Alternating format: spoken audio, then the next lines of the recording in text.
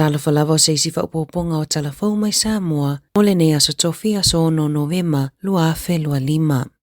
Olo te enai le sui komisina o leo le a taua Samuelu a whamasanga, e whapea wa toi whaia nisu e suenga ili mata upu na tangi a ilea li i palemia, la au lia le mali e toa le awatea po la taivao Fosi Schmidt, Whaasanga i le tae o le tuangai tui la epa lupe soli ai sa i lele malia le ngaoi. O le whanotanga al Aotearoa ma le sui komisina o leo i le whanotanga i vai aso nei na tali ai le ataua e na te le iloa po le alia mata upu ma e na te leo iloa foi talu mai le tolu vai aso o avea ma sui komisina o leo. O le tangi ari pale mia na whaaulu i leo a o le ifai le whainga pālota. I se tasi o ana whanotanga ma le Aotearoa le anai a whaali ai o ni la fonga onga ua tuua i ai o ia. O le whaatala noanga talua i o talafou ma le sa avea ma komisina o leo a wapa aulongo i tino Filipo na ia whaali ai ua tu ina atu le whautuanga ale loia sili e whaapea e le lava mau.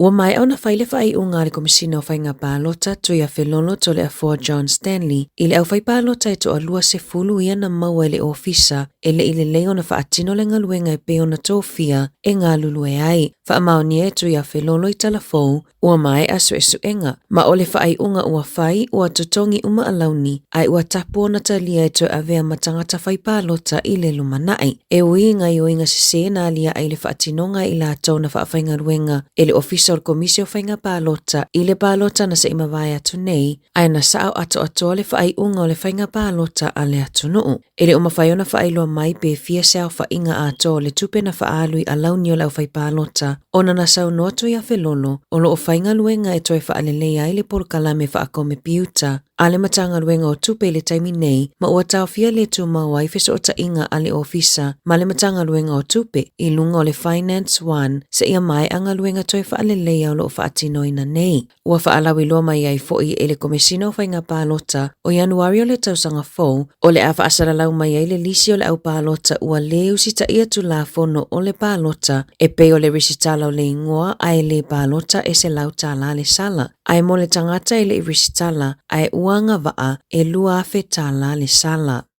Ua fautuaina le sui ofisa silion matanga luenga o le soifo maloloina le atunuu le tūlanga matautia o le pepesi o le fulu i le taimi nei. Ua lapata ia vaveva aise fo mai pe a o ina tinga aina. Olo o na ia puipuinga o le fiva pona aivi, whaatasi mawhautuanga mo le atunuu atoa i le onga o le pepesi o le fulu i le taimi nei. Na amata pepesi mai le fulu i le lua afe lua wha, mai o mai lawa i le taimi nei o lo o mata i tūpea i le whale mai le toa tele o tangata ua o atu, ona o le fulu. Sau noa tanga loa Dr. Robert Thompson e au i le atunuu o na mata i tūle lei, ma waweva aise fo mai pe ati ngā ina. Ai mo le fiva pona aivi, o le lipotina whaamawina i le asolua se fulu i le asolua ono o ke topa na whaamawina i le toa tolu se lau lua se fulua i la tau na whaamau tūsu e suenga ua maua i le fiva pona aivi. Toa se fulu ono i la tau na tau fia, ma e le aise tangata na tau fia i le potu tinga aina e le ai fo ise isi maliu na toe whaau popo. O talafou ia mai Sāmoa mo le nei aso,